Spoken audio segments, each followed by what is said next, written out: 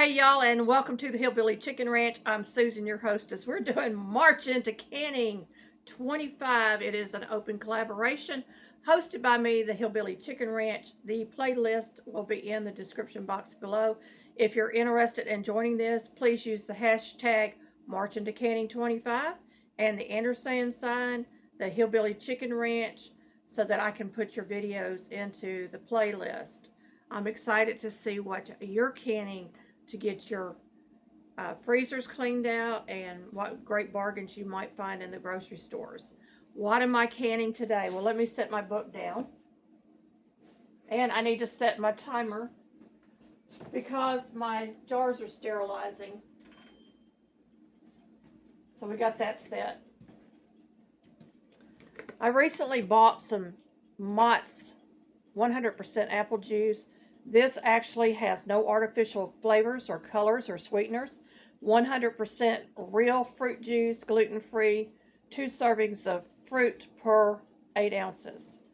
And the ingredients are water, apple juice concentrate, and ascorbic acid, vitamin C. So that's the one that I would can because it's 100% juice. I don't can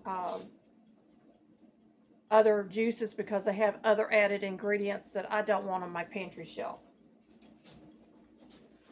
So I pulled out my complete book of home preserving by Ball.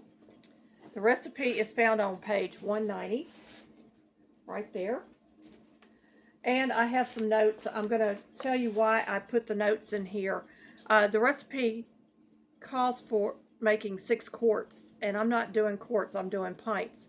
So I went online to a trusted website. It's the National Center for Home Food Preservation, University of Georgia. They have it for pints and quarts at my altitude for 5 minutes and gallons for 10 minutes. I've never canned in a gallon, so I don't know how that would work. You would add 5 minutes per the altitude adjustment increase. So if it's 1,000 to 6,000 feet, you would be at 10 minutes. And if it was above 6,000 feet, you would be at 15 minutes. It also said follow the heating instructions. And this was for store-bought juice like a cider. A tip for you is for clear juice, you would refrigerate your juice for 24 to 48 hours to allow the sediment to settle. Then you would carefully not disturb the sediment, but ladle your juice into your large stainless steel pan that you're going to be working out of, and you're going to discard the sediment. We're skipping all these big steps because we've already got juice that's already been processed once. Will it hurt it to process it again? Absolutely not. It's not going to change the flavor or anything. It's just going to preserve it for a longer period of time than sitting in my refrigerator opened. That's why I'm doing it that way. I could have turned it into apple jelly or any number of products, but I want to preserve it as juice because I am on a low-carb diet, and I am looking for low-carb alternatives for my pantry shelves. And this juice will come in handy for future jams and jellies. So let's get started. All right, I've assembled my tools. I've got a jar lifter. This will help me tighten my bands. This is for my vinegar to wipe the rims of my jars. I've got a thermometer out here. I've got a funnel. And my debubbler tool has measurements on the opposite ends. And that first tooth there will be at 1/4 inch headspace.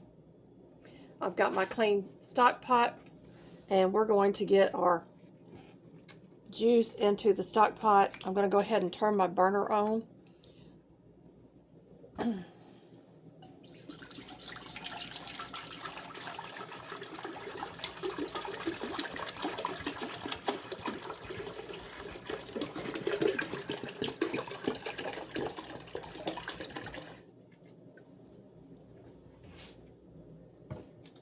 That out of my way. I'm also got my Tatler lids back here in a pot. You can't really see it, but they're heating up.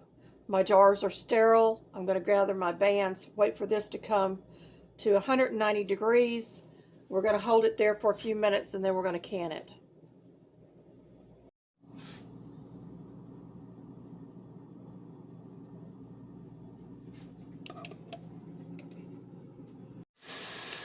Okay, my timer has gone off and I am going to get my hot jars filled. So let me grab my scooper, my ladle,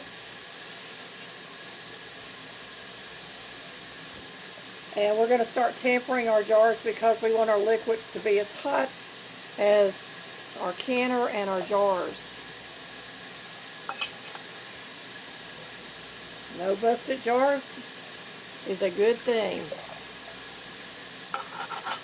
I've also got some water back there coming to a boil, and use that to finish out my jars if I need a little bit more liquid in my jars.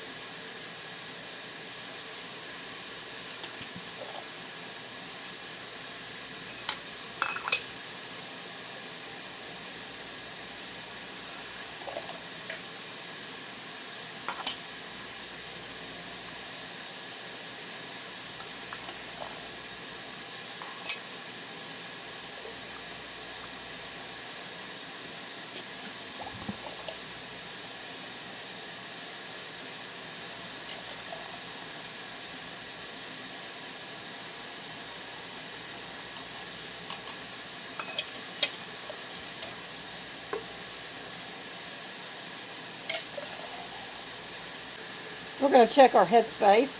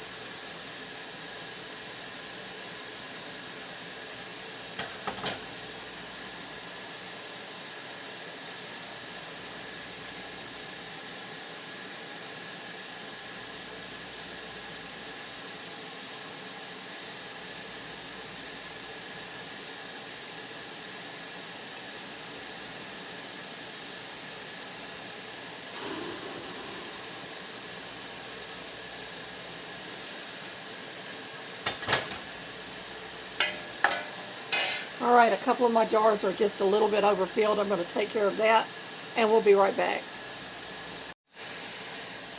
All righty, we have 7 pints and a half pint, which is exactly what I had in that gallon jar.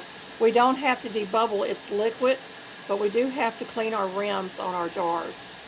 And so I'm just going to clean the first 3. And the reason you do this is for 2 reasons. You want to make sure that the tops of your jars are clean, and you're checking for nicks that you might have missed previously. I'm going to carefully put my bands on, trying not to touch that gasket on there, and you want to try to get them centered on your jar. Then you're going to take your band and drop it with 1 finger on that lid. Try not to move that lid around too much. If you feel the lid slipping, you can always tighten, then back off, and then tighten again. So that's what I'm going to do here. Tighten, back off a little bit. That will reseat that canning lid. And finger tight is all you want. Once it stops turning, my hand's moving but the lid's not turning, it is time to drop it into the canner. Pretty golden liquid going into my canner.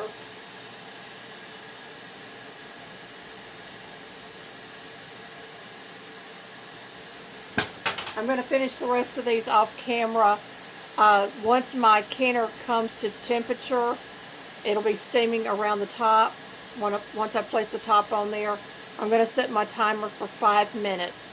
Once that 5 minutes is up, I'm going to turn my burner off, and I'm going to remove the lid and let it sit for an additional 5 minutes in the canner before removing my jars.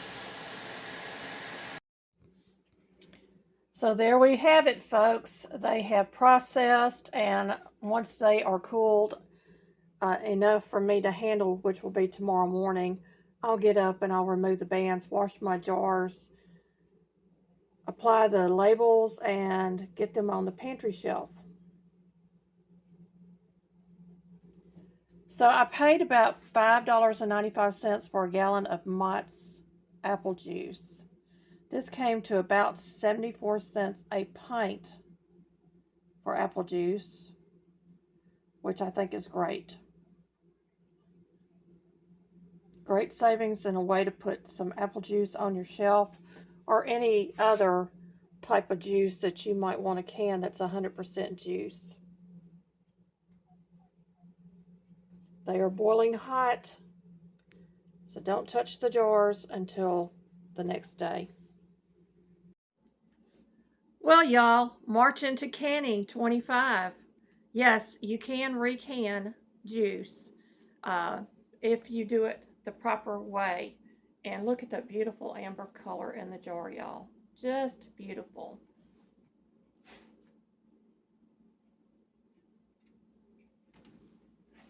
Thank you, my friends, for watching, and may you be fully blessed.